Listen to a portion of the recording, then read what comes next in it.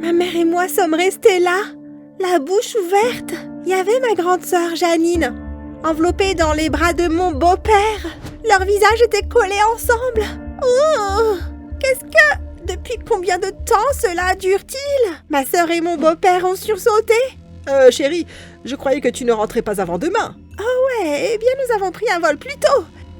Janine, qu'est-ce qui se passe ici? Comment ma propre fille a pu me faire ça? Depuis combien de temps cela dure-t-il?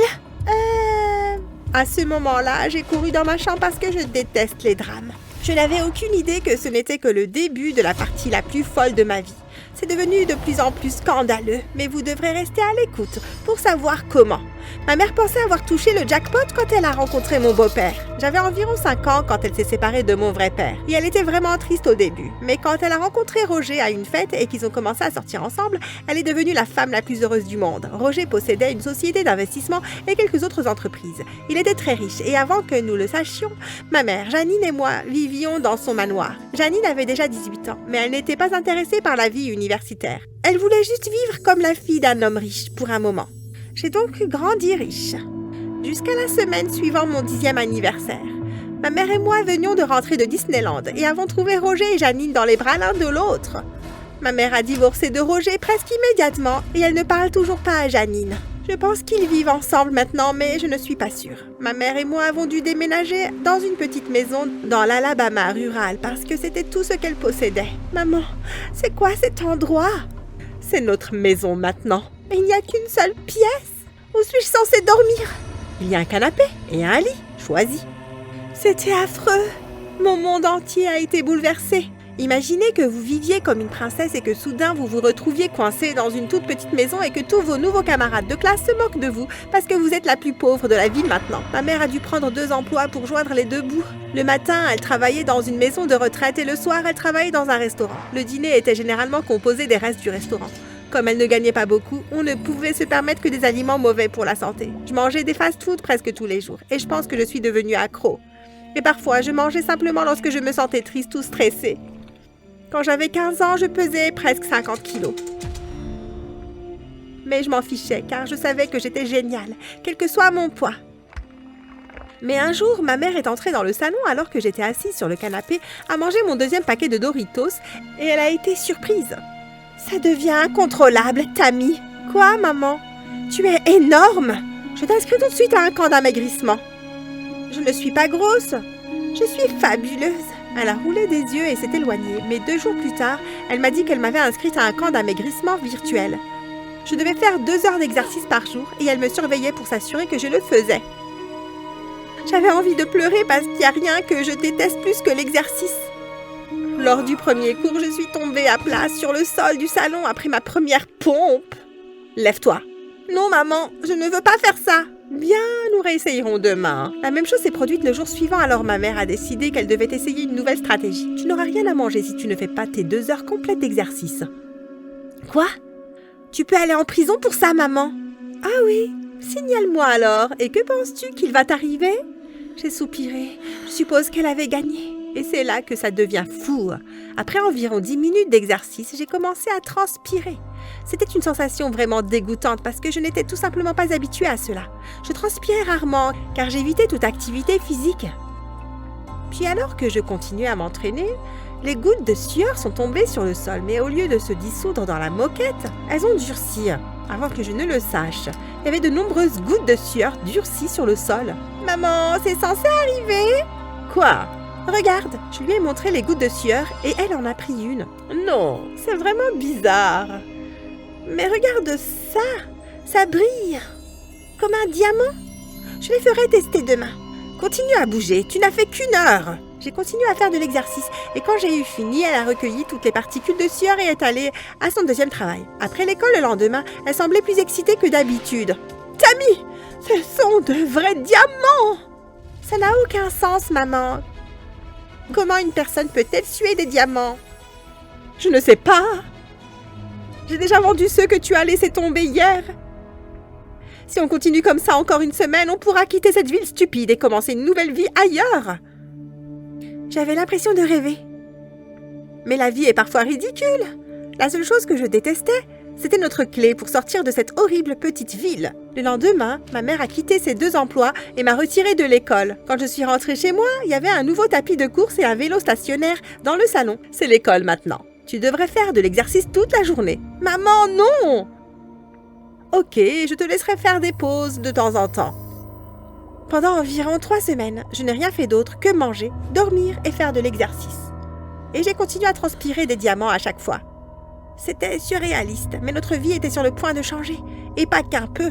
Au bout d'un mois, ma mère a vendu notre petite maison et on a pris l'avion pour le New Hampshire. Après quelques jours de recherche de la maison parfaite, nous en avons trouvé une qui donnait sur l'océan. C'était encore mieux que la maison que nous avons partagée avec Roger. À ce moment-là, ma mère m'a laissé une pause pour un moment. Nous avons choisi ma nouvelle école, une école privée chic pour enfants riches. Et nous avons appris à connaître un peu notre quartier. Le premier jour d'école, ma mère m'a réveillée à 4 heures du matin. « Maman! Quoi? Pourquoi dois-je me lever si tôt? Mon école est à 10 minutes d'ici. »« J'ai quelque chose d'excitant à te montrer. » Elle m'a emmenée dans une pièce en bas qui était apparemment notre nouvelle salle de gym interne. Il y avait tous les équipements de gym imaginables et ils étaient tous pour moi. Super, hein? Tu vas faire 2 heures d'exercice chaque jour et 2 heures chaque soir. Ainsi, nous pourrons maintenir notre style de vie et nous assurer que les générations futures seront également riches. Tu ne veux pas ça pour nous? Je ne veux même pas d'enfant, maman. Tu peux juste me permettre d'être une ado normale? Nous avons assez d'argent de côté maintenant. Non, ce n'est pas assez. J'ai déjà tout dépensé. Arrête de parler et mets-toi au travail. Je détestais ça, mais vous savez quoi? Vous vous souvenez que j'ai dit que j'étais une enfant très potelée parce que je mangeais tout ce qui passait? Tout cet exercice m'a transformée en un véritable canon. Donc quelques années plus tard, après avoir commencé le lycée, j'étais un véritable aimant à garçon.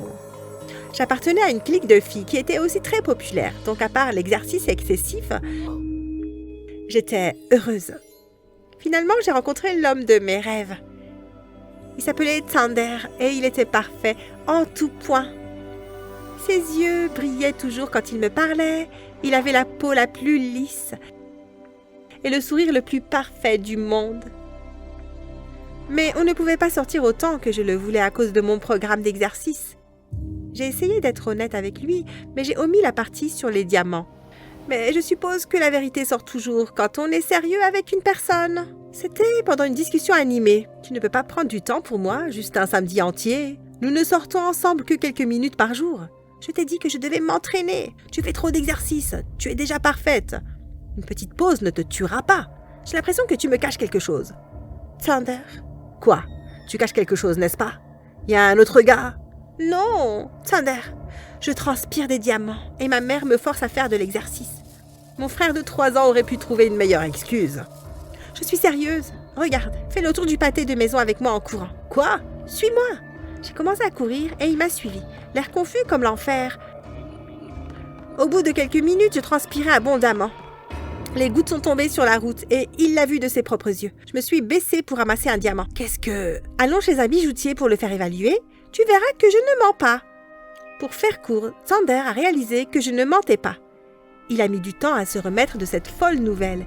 Puis, il m'a emmené à un rendez-vous chic pour s'excuser. Après le dessert, il m'a regardé profondément dans les yeux et a dit « Pourquoi on ne s'enfuit pas ensemble ?»« Quoi? C'est notre dernière année de lycée. Au lieu d'aller à l'université, on peut juste s'enfuir ensemble. » Mais comment allons-nous survivre? Hello, a-t-il dit en me montrant le diamant qu'il avait gardé dans sa poche. Je sais que tu n'apprécies pas ce que ta mère te fait subir. Et je ne pense pas que tu sois heureuse. Elle t'utilise juste. Je sais, mais si tu t'entraînes en secret, je pourrais vendre certains des diamants et nous pourrions économiser assez pour vivre une vie confortable loin de ta mère. Je sais que tu détestes faire de l'exercice, mais tu n'auras besoin que de le faire que pour un petit moment. Et on monterait notre propre affaire, peut-être en Asie ou même aux Caraïbes. Tu penses que tu aimerais passer le reste de ta vie avec moi? Bien sûr, je t'épouserai un jour. Enfin, si c'est ce que tu veux. J'ai souri. Oui, j'aimerais beaucoup. Depuis ce soir-là, j'ai commencé à m'entraîner secrètement chez Tsander. Il a vendu les diamants et on a ouvert un compte secret à mon nom. Quand nous avons eu environ 2 millions de dollars d'économisés, j'ai écrit un mot à ma mère. J'ai fait une petite valise et je suis partie dans la nuit avec Tsander. Nous voyageons dans le monde entier depuis longtemps, mais nous prétendons être de pauvres groutards. Jusqu'à présent, nous sommes allés au Cambodge, en Inde, au Nigeria, à Sainte-Lucie, en Grèce, à Paris, en Australie, en Corée du Sud et en Thaïlande. Nous essayons de trouver des idées pour notre entreprise et nous espérons que nos voyages nous inspireront d'une manière ou d'une autre. Je dépose encore de l'argent sur le compte bancaire de ma mère de temps en temps parce que je ne suis pas un monstre et que je ne veux pas qu'elle meure de faim. Elle n'a pas pris la peine de me contacter et j'apprécie cela. Elle a probablement beaucoup de regrets. Quoi qu'il en soit, maintenant, je ne m'entraîne qu'une ou deux fois par semaine et j'adore ma vie.